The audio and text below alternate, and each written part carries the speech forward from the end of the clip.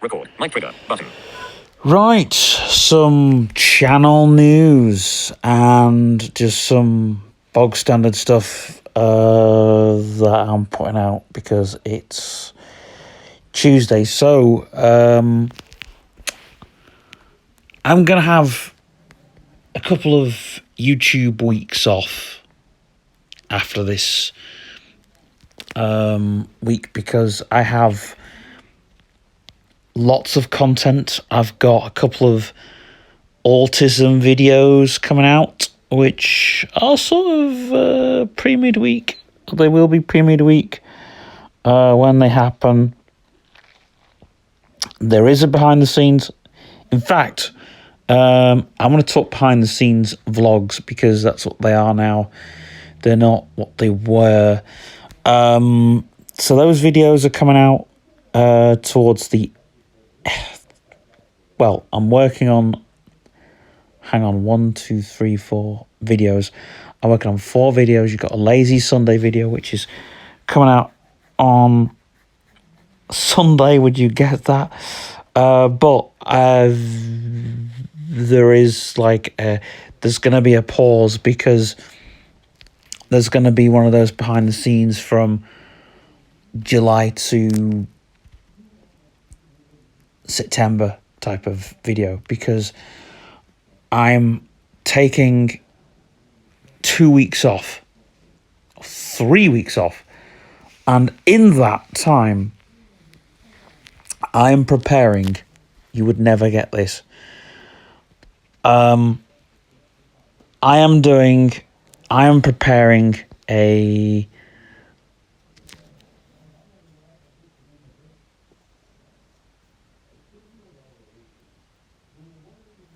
well, in that time, I'm going to put out a video which I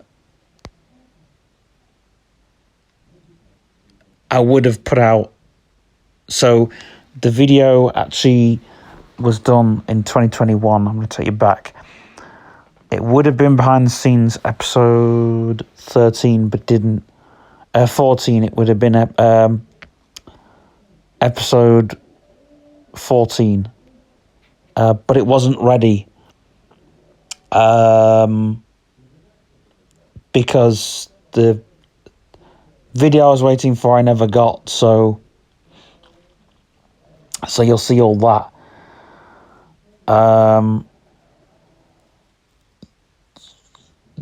You won't see stuff on the week off unless I find stuff like a pinball machine or whatever.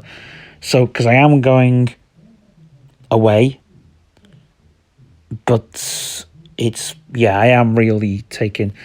I've decided to go as far as to log out my Facebook. Wow. We've gone there, haven't we? Because I don't know, because the thing is, this is a proper week. This is not a proper week off. It's a weekend off. But when I come back from that, I'm actually taking 3 weeks off work. 3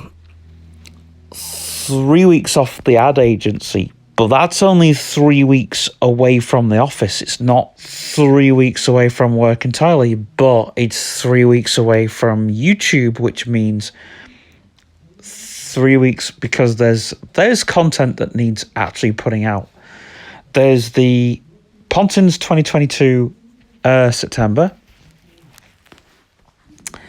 There's the Blackpool 2022, which those 2 videos never came out because the space. Now, I've actually found to put them on the iPad, get them working.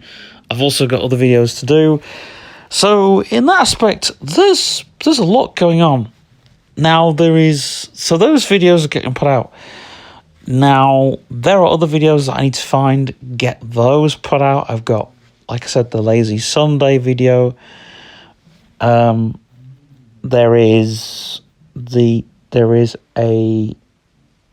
quite a few Kids Alive videos which I'm working on, and then I'm just going to ditch my archive because I'm no longer working on that anymore. because I'm doing Torch News now, which, you know, Torch News, and I don't know, because the Lazy Sunday videos are very different. They are going to be back to Lazy Sunday videos. My Bible study videos, which once I've done Kids Alive, I'm going to start working on Bible study content, which a lot of people have asked for, so they're going to get it. It won't be on a Sunday, though. It'll be on a Monday. So, yeah. And the behind-the-scenes videos have gone a very different route, but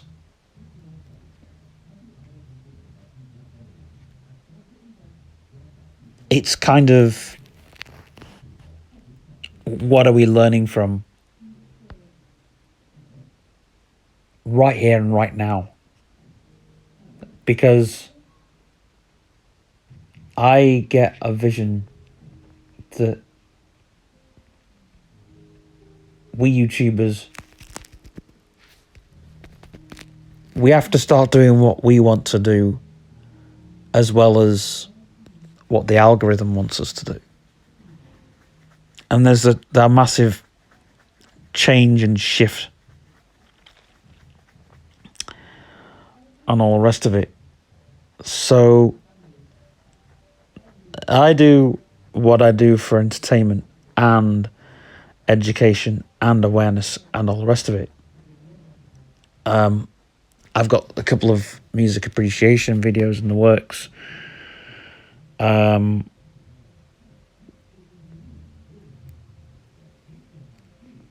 I've got a video on how to convert cassette tapes the way that I'm going to do it, because I think even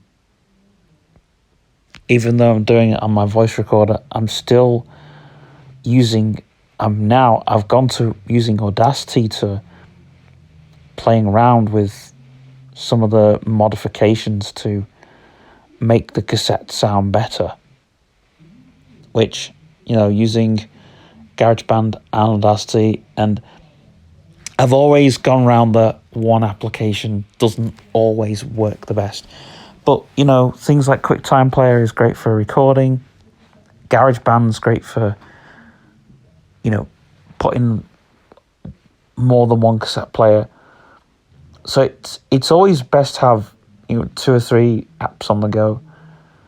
I am thinking of getting Logic now that it's getting cheaper. The price has gone up a bit again, but it's to grab it while it's there. And so I need to talk to people about Logic before I get it. So that's one of the things. But anyway, back to YouTube, boys and girls. Back to YouTube. Back to that, all that good stuff. So yeah, I think I'm going to make a video on... I showed off the hi-fi, the, you know, the Magic, like you bought all those all in one, but they were made to record your whole cassette collection, then ditch them completely. I would never buy an all-in-one jobby, you know, because yes, it looks great on the surface, but they don't.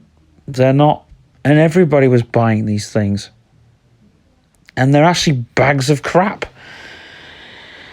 Whereas, I mean, I've got a voice recorder which I bought, not just, I mean, I've actually bought for, but it ended up being that converting thing as well as being a voice recorder. Because I bought it, you see, to go out in the field and actually do some recording, which, you know, I will be doing a lot more of. You know, because you're getting active, you're going out, and it's, oh, there's a sound that I want to record. But I haven't done that as much, so maybe it's something that I will do. But yeah. So, and again, the reason, and another thing that people asked was, why did you not put why did you not put on the Stockport trip out on the last behind the scenes? Well, it was long enough. That trip out was 8 minutes long. The last video I tried to keep them around 20 minutes, but there's so much content in it. Was like 30 minutes long, and a lot of that was content that needed to be in there. So that's why it was 30 minutes, because you had 20 minutes and it was like, I wanted to show everything.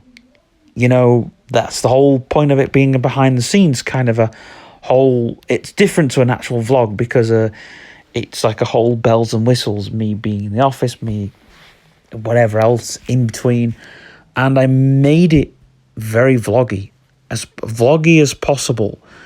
Your bog standard getting out of bed, your bog standard coming in and out of the office, your bog standard, and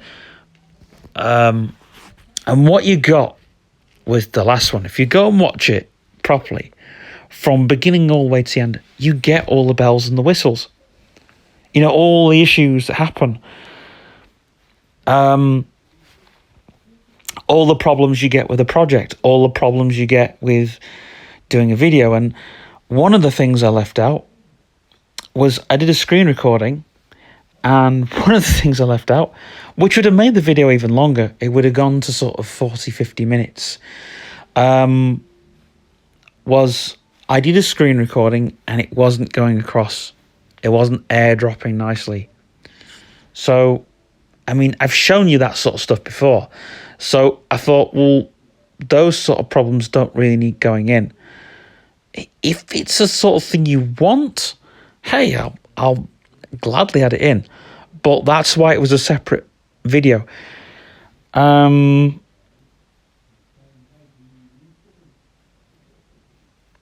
But that's the thing, I'm doing videos now.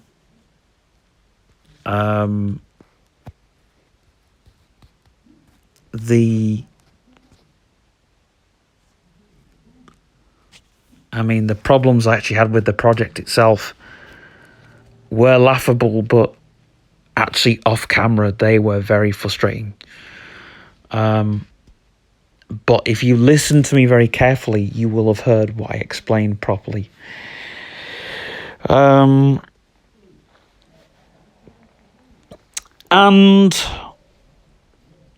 I've gone and done it.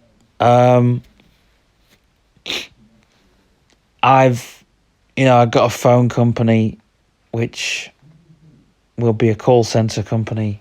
That's frustratable, because the call centers aren't going to be needed by the amount of shops that we're going to have. But it's creating solutions, not problems. And now another thing is the community posts. There'll be a community post that says, I'm going away. I'll be away for 3 weeks. I'll be away 3 weeks. That doesn't mean to say that there won't be any videos coming out. That means, because in fact, my videos are now getting ridiculous amount of views, and ridiculous amount of watch time. Because I'm an old school YouTuber, I don't look at the algorithm. I look at the people. If you're interested in those sorts of videos, there's videos. The Underground series is now getting worked on, actually properly worked on, because there's people asking questions about that. So there's going to be a Q&A on an Underground Q&A about the actual conspiracy theories and all the rest of it. I think that's what you go to the internet for originally. And then people ask me about my views as a blind person.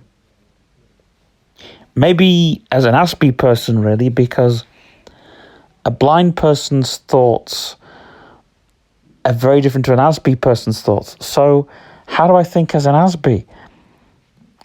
Fucking hell. I think conformity or conformism, here's the thing that I think is, this is an extract to the video, but I think, you know, conformity is like, we still haven't learned from the workhouse days. Like, you got rid of the workhouse, you got rid of the asylums, and yet you're already living the asylum. You've moved the people out the asylum, but you haven't moved the problem. The problem has gone out, but it's not. It's created another problem. And the problem is the world. It's the problem. And it's the people that are wanting, the people that want conformism. The people that want, they want, like, in the 90s, there was this struggle. We saw, like, mental illness as a bad thing, or we saw people that had mental disabilities, something that wasn't visible, as a bad thing. And people had learning difficulties and learning disabilities. They were seen as bad people, and there's still that stigma, you know, there's still that ruse. And my opinion on that is, like stranger danger. Well, we need to start teaching our kids about a stranger danger. It's more about common sense. We should be teaching our kids common sense. You know, if you think someone's strange, stop and think. You know, if you're uncomfortable with them, you do the right thing. You tell your parents. But you have to be the judge of that. Because if you think someone's a little bit off, you know, you tell your parents, whatever, or your peers.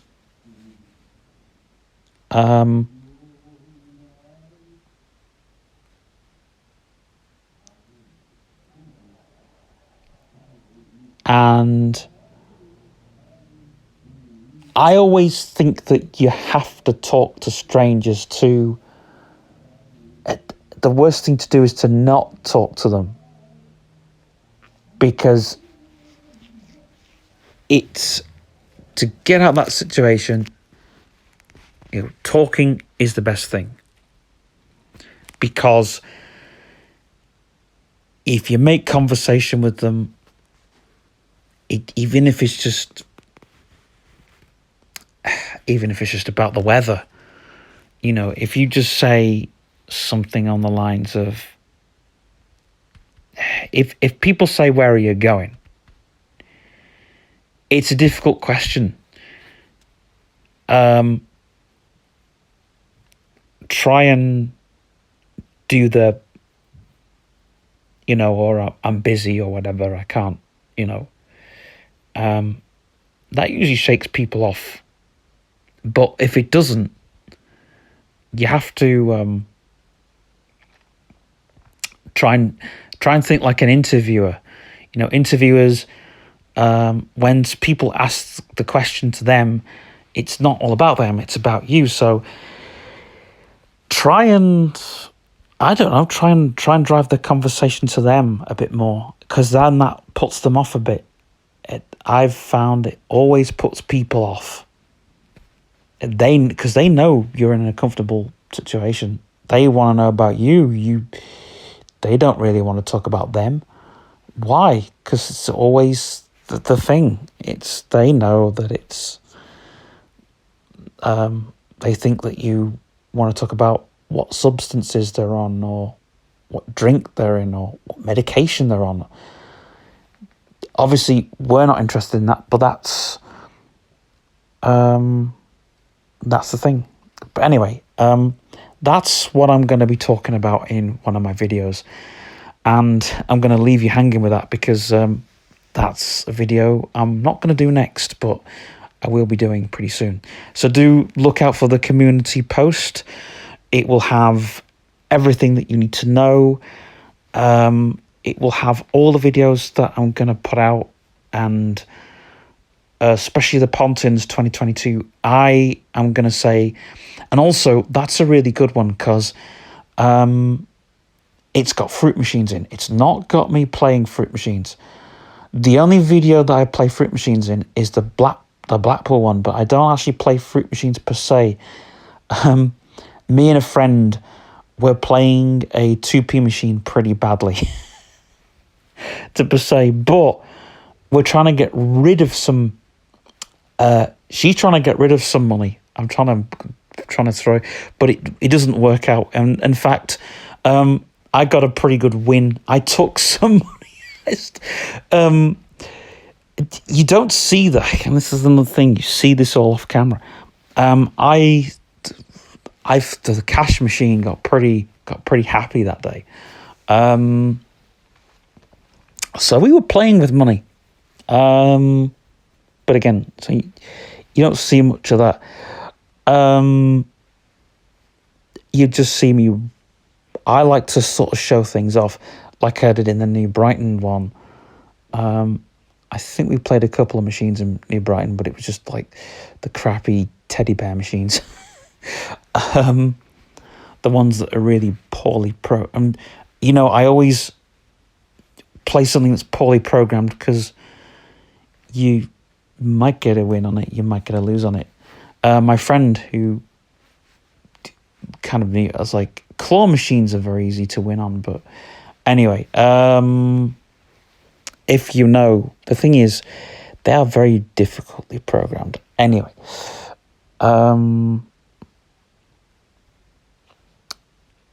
and I don't know if I've covered this, but the claw machines are badly programmed on purpose. I tell you this, I know, was it Degsy Degworth or was it Cheerful Pessimist? One of them covered the fact, no, it was Fruity Loopy 1980 covered the fact that JPM in the later years would badly, and he didn't go into detail on this, but I did my digging, as you do, as a not as an enthusiast, but just as,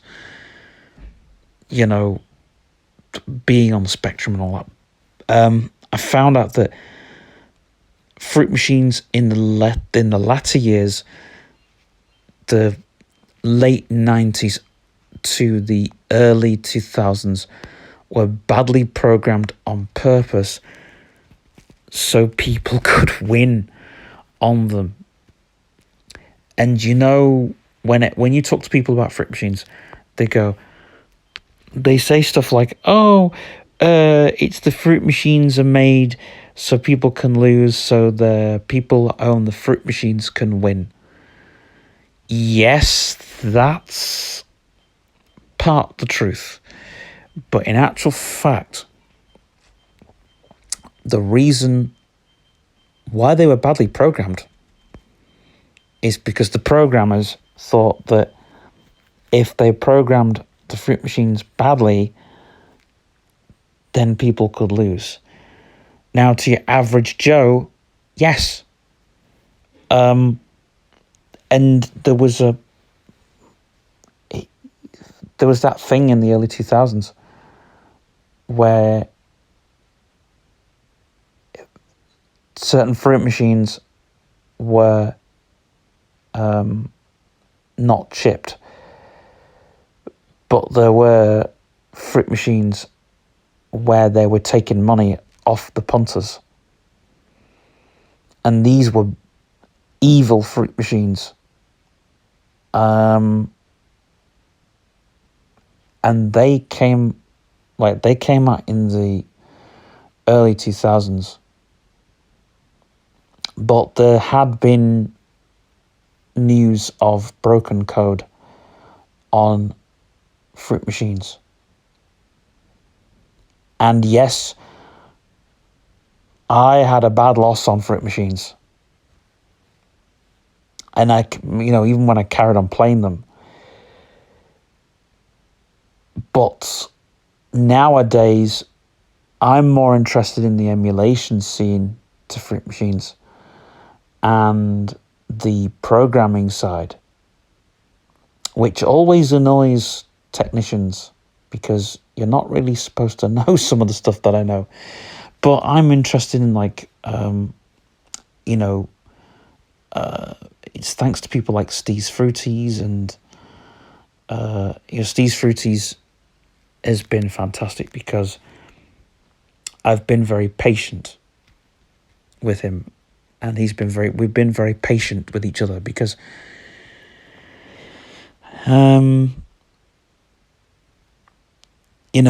off the camera we've been talking about fruit machines, and he's not into the emulation scene, but he's understands about programming and stuff like that. And when you open up a ROM cartridge of any fruit machine or any arcade machine, they've got all the bits and pieces in them.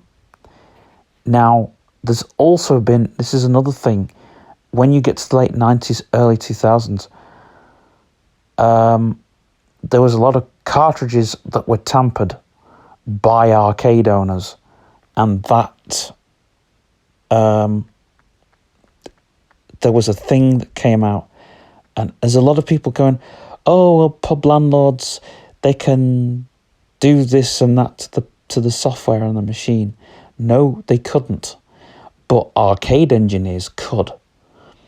I'm not going to explain how they did it because I don't know, I'm not qualified to say per se, but yes, there were dickhead engineers who would take the ROM cartridges, and it has actually come out about this. They would basically, what they would do was they would take the ROM cartridges out the machine. They would they would do all kinds of things. And it's come out. There's articles here, there, and everywhere. Some of them have disappeared, but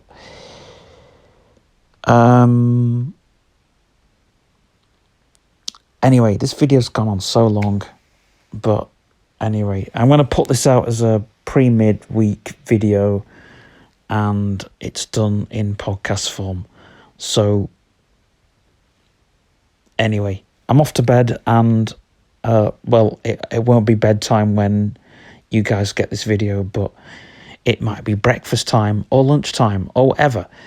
But it's now late as I'm recording this. So anyway, good night, and I'll see you, or good afternoon, or good morning, or whatever, and I'll see you in the next vid.